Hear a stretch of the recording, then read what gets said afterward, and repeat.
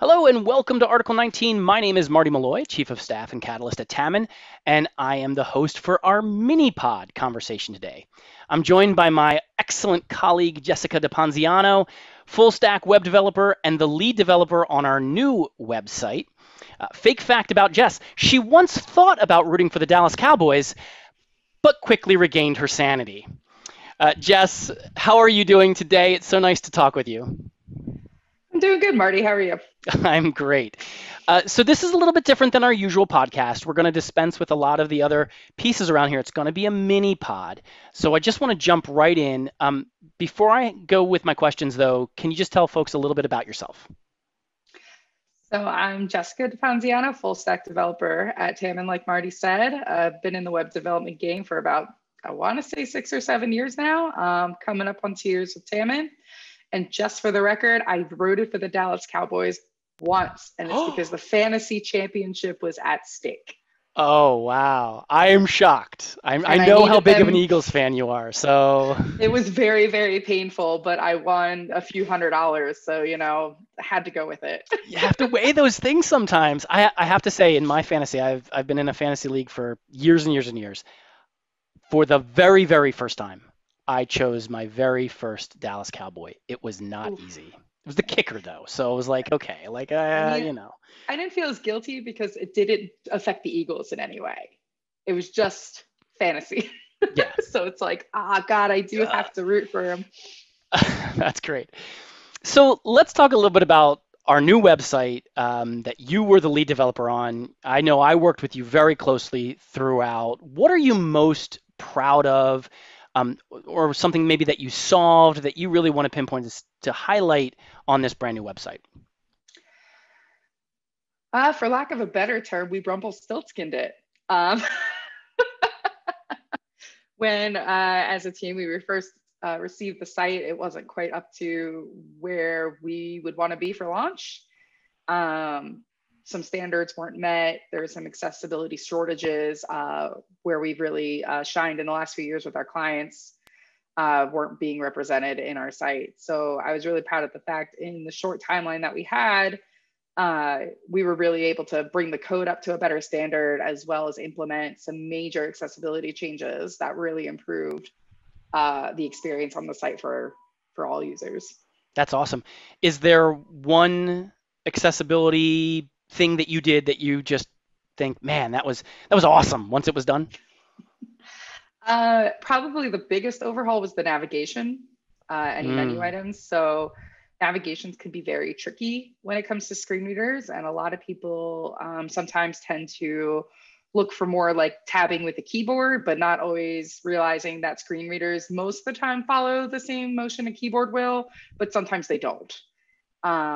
So it has become a challenge even internally when we've done projects, finding those solutions that work for every screen reader, which has led to coding challenges and not always following the ways that someone would normally code such a thing. But we've had to make weird alternative choices in order for the screen readers to do what we wanted them to do. hmm. But when we were done, we've successfully made our nav easily navigable across multiple platforms and in multiple readers, even IE11, which was always a challenge. Always a Uh, challenge. so that was probably our biggest improvement from where it was. Before you could even tap to the menu and the menu wasn't showing. So, Yeah, yeah. That's awesome. That's great. so yeah. So this is a living website. This is a website that's not static. We are going to be working in and around this website moving forward. Is there anything that you are working on or that you are looking forward to working on to tweak and make even better or more accessible? Well, if I don't say so with myself, Marty, I mean, it's pretty accessible. It's kind of hard to find something that isn't, just That's great. saying, unless there's a technology update. The only challenges we face in terms of continued accessibility is anywhere where, because this is a WordPress platform, Hmm. so accessibility challenges are always going to be user input. If someone's writing an article or doing something and they don't quite know the rule about something, there could be issues with things being used incorrectly Right. that we weren't able to solve for technically or prevent it from happening. Also, the use of third-party plugins, as sites are always growing and using. WordPress is very popular for having these extensions that are always used. And we don't always have control over that extension. And even Sure. if it's the best extension out there for this particular thing, it doesn't mean they've put in the amount of effort accessibility wise that we would hope, or they're still working on it. Yeah. So those things, it requires a conversation. Luckily, a lot of the WordPress world is open source. So it's just a matter of like contributing or talking to the people who produce the plugin saying, hey, is there a way that we can make this or work with you to make this thing more accessible? Because we like what you're doing. It's just missing these two pieces.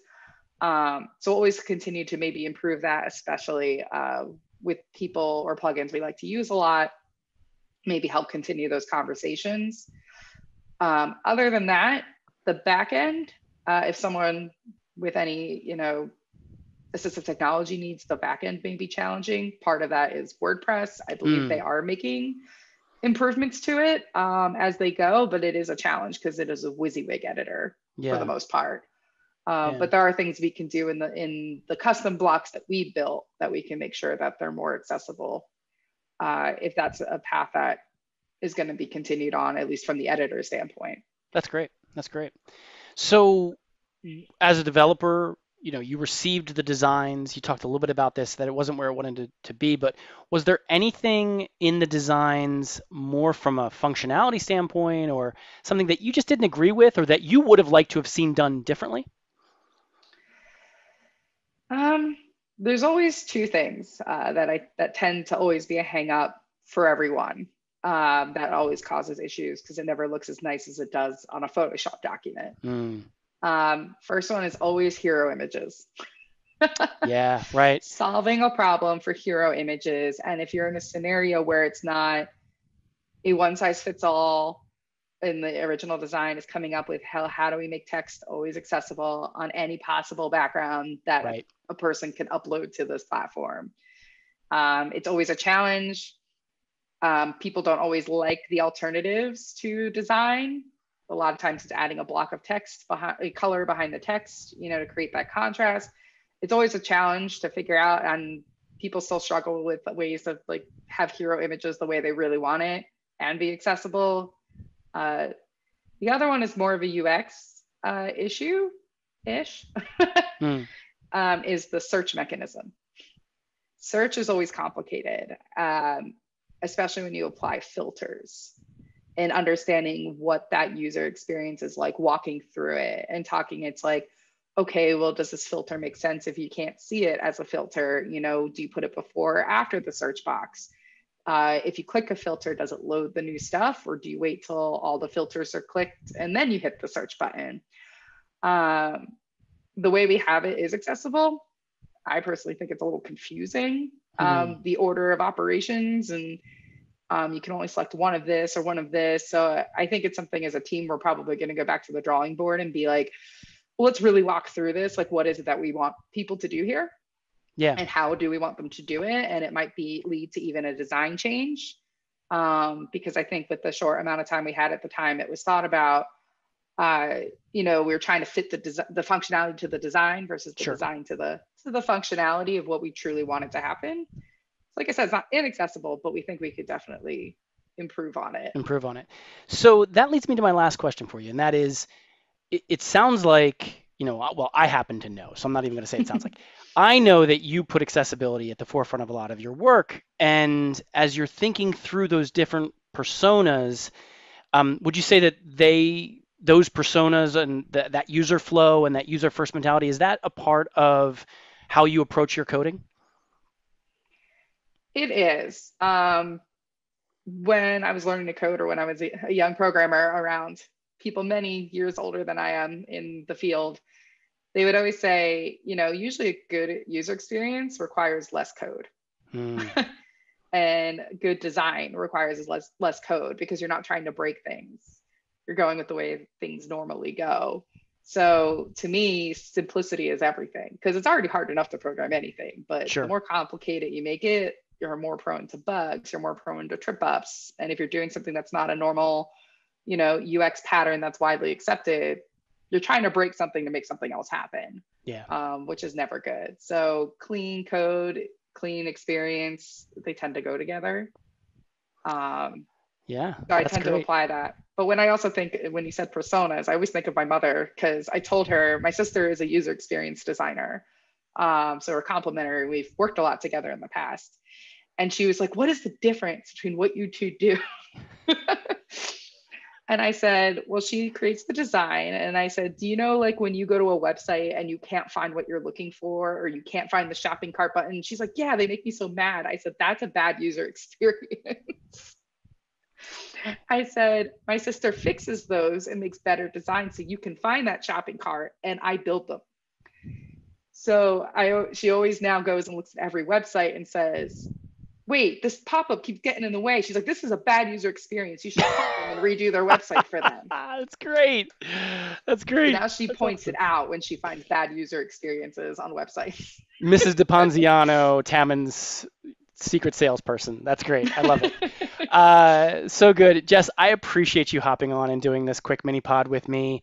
Your information is spectacular, but no less so than the site that you really took a lot of leadership in. And I, for one, as one of the users on the back end, really appreciate the time and effort that you clearly put into this to make it work so well. So thank you so much.